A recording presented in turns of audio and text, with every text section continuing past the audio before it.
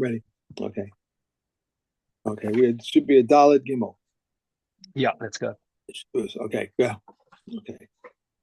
Newly plowed land may be rented from a non-Jew in the seventh year, but not from a Jew. And one may encourage non-Jews in the seventh year, but not Jews. And one greets them for the sake of peace.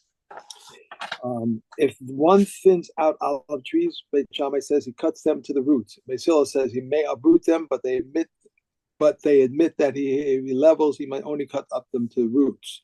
What is thinning? One or two. Leveling, three, one next to the other. One does this apply in his, but not in his neighbor's. Even if he levels, he may uproot. If one splits wood off an olive tree, he may not cover it with earth, but he may cover it with stones or with straw. But if one cuts down a sycamore tree, he may not cover it with earth, but he may not cover it with stones or But straw. may And he cover it. may not may cover it with stones or straw. One may not cut a virgin sycamore tree in the seventh year because it is regarded as work. Rabbi Yehuda says it is even forbidden in the usual manner unless he raises 10 tefachim or cuts down to the roots. We weren't supposed to, I think with the previous missions, we weren't supposed to touch the sycamore trees, supposed to leave them alone. Am I Right, correct? because they're considered like almost a fruit-bearing tree because the branches Right, themselves are like the fruit. But right. but nonetheless it's not actually a fruit. So you are allowed to cut a mature sycamore tree for its wood Okay. during the Shemitah. But the reason why you can't cut it early is because the early growth when you're cutting that it's like pruning it and it Uh, makes it grow better. okay. All right. Okay, so Hamazane b'gefanim. So when somebody is uh, cutting back the his grapevines, a kotetz kanim, or he's cutting off reeds, possibly because he just wants them out the way. Okay. This isn't because he wants to prune them, and that's really the point. Because pruning is also in Shemitah, Right. and now we've got to make sure that it's clear that he's not doing this as a pruning thing. Rabbi Yossi Haglili Omer Yarchik Tefach. So what he has to do is he has to make sure that he doesn't cut it down to less than a tefach from the ground. So first of all, if he cuts it too close to the ground, then it looks like he's basically preparing the ground for something else that's going to come. Mhm. Um, okay, for okay, so you must cut it at least it must be at least a tefach left on the ground. Rabbi Akiva Omer, not a problem. Rabbi Akiva says, "Kotetz kadarchuk." He can cut it however he wants to. The cordum of a magal, of a magira, of a chol mashirte. What even with normal agricultural tools. Um, and he's not concerned that that it looks like you're preparing the field or doing pruning. Because what he's doing is it's not he's not doing it because of fixing up the tree, because of pruning the tree. He's just doing it to get it out the way, Right. right? And I remember that often comes up as a question in our garden during Shemitah, because we've got lots of things that are overhanging our pathway coming into the house. So I just come and I cut it down because it's blocking. It's smacking into my face when Yeah, I'm right. walking through, and it's annoying. So that's allowed. That's not pruning. It's not Okay. pruning. Okay. That's not considered pruning, correct? Because I'm just clearing it to get it out of the way. Okay, carries on. Ilan shenifshach. What happens if a tree gets damaged and starts to split? Now, if a tree starts to split like that, it can get infected, and it can very much damage the tree if things get inside it. Koshrin also b'shvius. You are allowed to tie it up. Lo sheyaleh, not in order to make it bind together, just to make sure that the split doesn't go any further. Okay. Okay. Okay, so this introduces we're coming into a new concept over here, is that Shemitah fruits are mutar to eat, you're allowed, and some even hold it's a mitzvah to eat Shemitah fruit, that it's good for you. But you're not allowed to waste them. And coming under the gather of wasting is if you eat them when they're underripe. That's considered wasting because that's not a Right. proper eating. Right. And um, and was there something else that I wanted to say about that? I just lost my train of thought. Um, okay, so So you're not allowed to waste Shemitah fruits. Okay, Yeah. so at what point are you allowed to eat them? So if you're feeling like really hungry and you see some nice Shemitah fruits over there, but they're not quite ripe. Okay, hapagim, if they are unripe fruits, mishiyazricho, once they start to change color. These are fruits that change color. So let's just say a When, plum. okay, Right, when they a start to plum change. when All right. it starts to change color. So let's say a plum, when it starts to form, it's a pale green, and when it starts to ripen, it starts to get that reddish color. Okay, so when it starts to get that reddish color, then you're allowed to eat it as a snack meal in the field, right? Ochel bahen pizza Once it's in the, basadeh. They say like his bread in the field, but it's love dafka with bread. We're just talking about he wants to have a chance meal in much the same way as when we're talking about chumas and masros. We say if you want to have a snack in the field, you can have a snack in the field without taking chumas and masros. You're allowed to eat tevel before you've finished the gemara malach. Okay, and the same thing is in the field with when it comes to Shemitah fruits. If they've just ripened enough that they started to change color, bichalu, once they have started to ripen, um, and again, it's not entirely clear what is the stage of ripening, but we just say they've started to ripen, says Kahati. I'm not sure how you define that, but each species you'd have to ask an expert in agriculture, like what is considered bichalu. Kones lesoch beso. At this point, he can now bring it into his house, and this is also the stage where if you brought them into your house in one of the different years, then you would have to take chumas and masters from it because it's we're talking mostly, we're concentrating mostly on figs here. Am I correct? I have a note here, figs. I don't know. This is maybe for the last time we did it. That's interesting. Yeah, I guess It it says kind of from makes sense when. because It says from when, and then I have figs. I penciled in, so I assume that's what we're talking about. I know.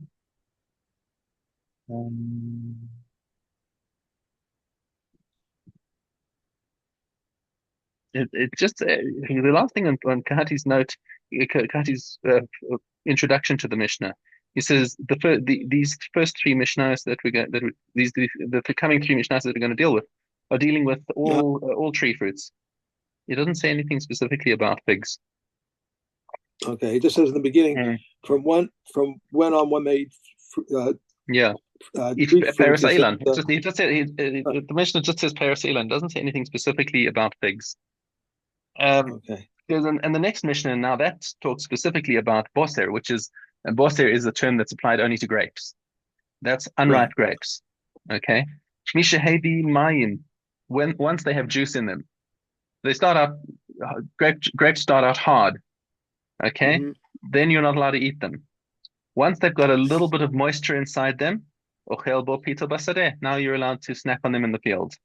I don't know why you'd want to because they're actually disgusting. They taste sour and nasty at this point. So, but nonetheless, it appears that if you're in a pinch, you're allowed to snack on these Shemitah grapes.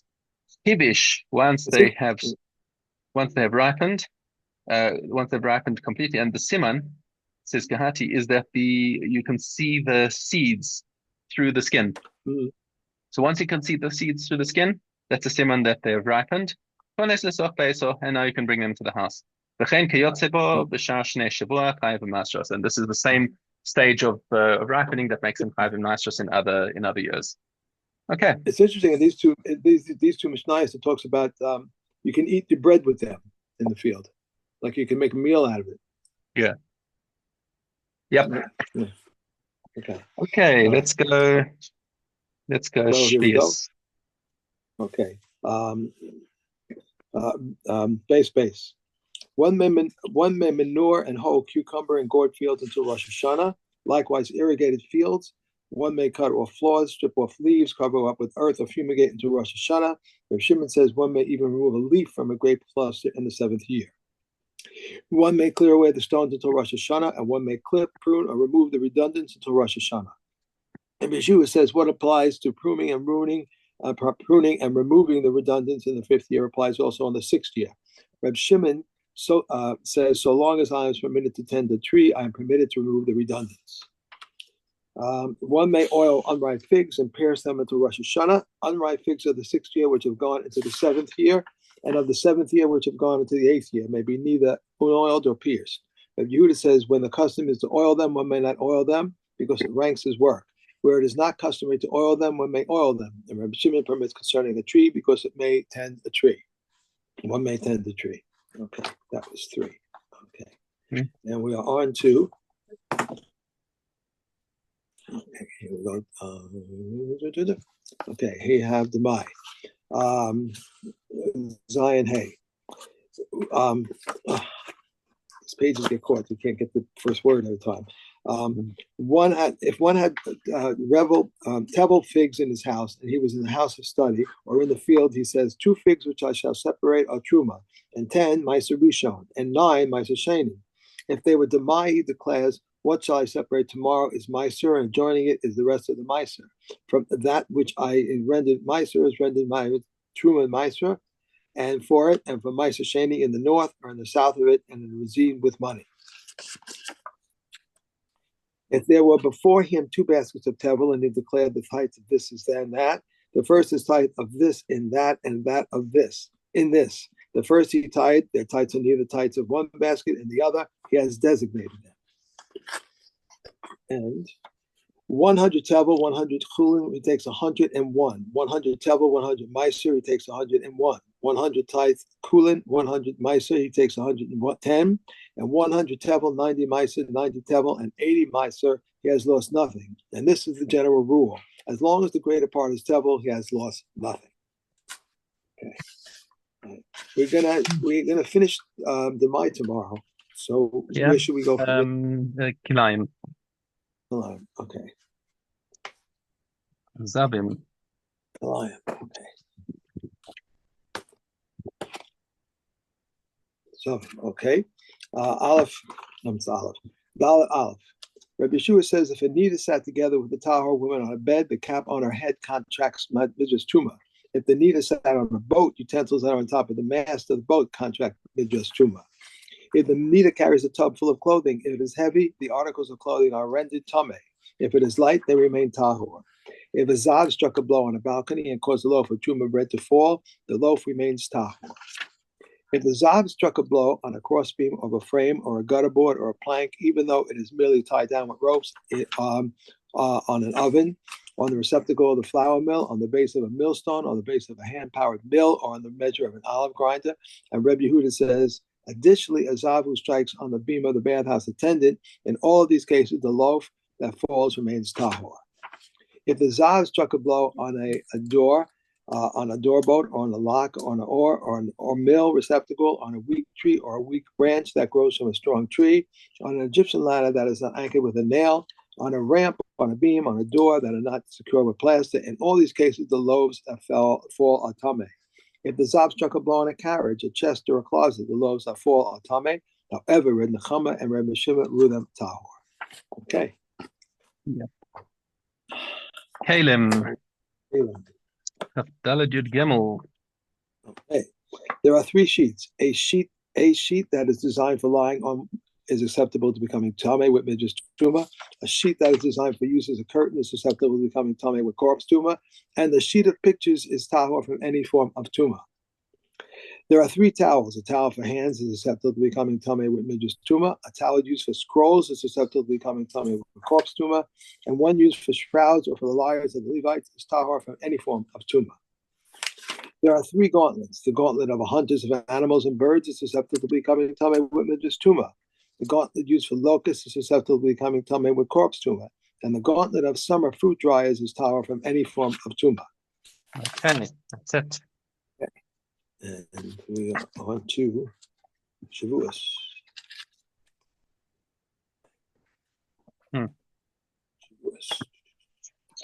Okay. Olive Zion. This applies equally to Israelim. Kohanim and the anointed Kohen. What is the difference between Yisrael Kohanim and the anointed Kohen? Only that the blood of the bull atones for the Kohanim for the tumah of the temple and its holy things. And Shimon says, just as the blood of the he-goat, which is sacrificed inside, atones for Israel, so the blood of the bull atones for the Kohanim. Just as the confession over a he-goat, which is sent away to Azazel, atones for Israel, so the confession of the bull atones for the Kohanim. Awareness of tumah is of two types, which are in reality four. One, if one becomes tamei and was aware of it, and afterwards the tumah escaped his awareness, but he remembered the holy thing, or awareness of the holy thing escaped him, but he remembered the tumah, or both escaped his awareness, and he ate holy things being unaware, and he became aware after he ate, he is required to bring a variable sin offering. If one became tamei and was aware of it, and afterwards the tumor escaped his awareness, but he remembered the temple, or awareness of the temple escaped him, but he remembered the tumor, or both of them escaped his awareness, and entered the temple being unaware, and he became aware after he came out, he is required to bring a variable sin offering. Both the one who enters the courtyard and one who enters the addition to the courtyard are liable, for they did not enter the city or to the temple courtyards except with the king, a prophet, the Urim to the Tumim, and a Sanhedrin of 71, with two thanksgiving offerings, and with song. The base did walk with the two thanksgiving offerings after them, and all Israel after them. The inner one was eaten, and the outer one was burnt, and any addition was not made. But all of these, whoever enters therein is not liable for it. Okay. Okay. And Rosh Hashanah. Okay. Rosh Hashanah should be base Aleph, correct? Correct. If one does, if they do not know him, they send another pair of witnesses with him to testify about him. Originally, they accepted testimony about the new moon from anyone, but after the heretics did harm, they enacted that it should not accept testimony except from known people. Originally, they used to light torches, but after the Cuthians did harm, they enacted the messages should go forth. How did they light the torches? They would bring long poles of cedar wood reeds, balsa wood, and fiber chips of flax. Someone would tie them together with rope, climb to the mountaintops, set fire to them, and wave the torch back and forth, up and down, until he saw his colleague doing likewise on top of the second mountain, and so too on top of the third mountain. Okay, Adkan.